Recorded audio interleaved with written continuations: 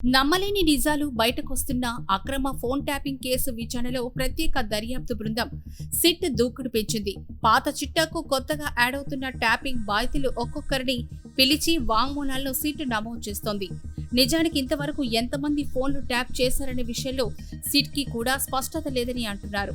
అందుకే ఇంతవరకు ట్యాపింగ్ బాధితుల్లో లేని ABN Andhra Jyothi MD Radhakrishna, TV five ఎండీలకు సిట్ తాజాగా నోటీసులు ఇచ్చిందని, ఈ లెక్కన రేపు ఇంకెవరికైనా నోటీసులు వచ్చినా రావచ్చని అంటున్నారు.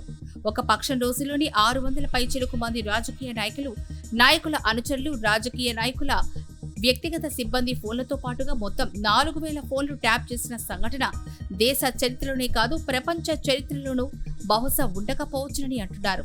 అలాగే ఇంత యథేచ్ఛగా ఫోన్లు ట్యాప్ చేసిన దుర్వ్యవస్థ కూడా బహుశా ప్రపంచంలో ఎక్కడ ఉండకపోవచ్చని అంటున్నారు. అదొకటైతే ఈ ట్యాపింగ్ వ్యవహారంలో కొత్త విషయాలు బయటకొస్తున్నాయి.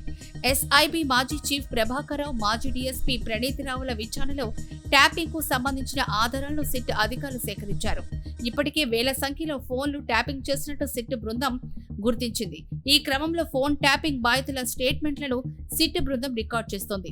ఇప్పటి వరకు 257 మంది ఫోన్ ట్యాపింగ్ బాధితుల స్టేట్మెంట్లను రికార్డ్ చేసింది. సిట్ కాంగ్రెస్ పార్టీకి చెందిన సుమారు 200 మంది నాయకుల ఫోన్ నంబర్లను ప్రభాకర్ రావు టీం ట్యాప్ చేసింది.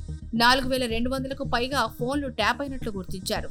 రాజకీయ నాయకులు, గవర్నర్లు, హైకోర్టు జడ్జీలు, మీడియా, సినీ, ఫార్మా, ఐటీ ప్రముఖుల ఫోన్లు ట్యాప్ అయినట్లు సిట్ తెలిసింది. కాగా ఈ రోజు బీజేపీ చేవెళ్ల ఎంపీ కొండా విశ్వేశ్వరరెడ్డి జూబ్లీహిల్స్ పోలీస్ స్టేషన్ లో సిట్ అధికారులకు తన వాంగ్మూలం ఇచ్చారు. ఈ క్రమంలోనే కొండా విశ్వేశ్వరరెడ్డి స్టేట్మెంట్ ని కూడా సిట్ అధికారులు రికార్డ్ చేశారు.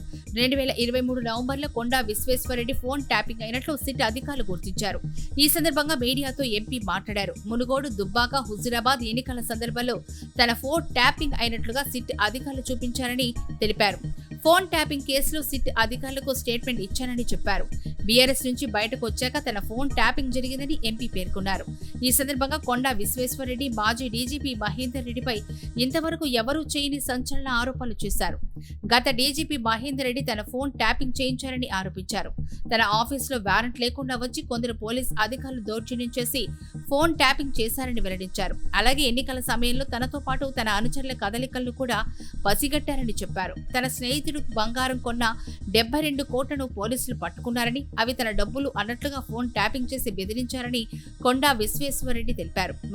మరో బీజేపీ ఎంపీ రఘునందన్ రావు దుబ్బాక ఉప ఎన్నికలతోనే ఫోన్ ట్యాపింగ్ ప్రారంభమైందని, మొట్టమొదటిసారిగా తన ఫోన్ ట్యాపింగ్ అయిందని తెలిపారు. దుబ్బాక ఉప ఎన్నికల్లో ఫోన్ ట్యాపింగ్ జరిగిందని డీజీపీకి అనేకసార్లు ఫిర్యాదు చేశారని చెప్పారు.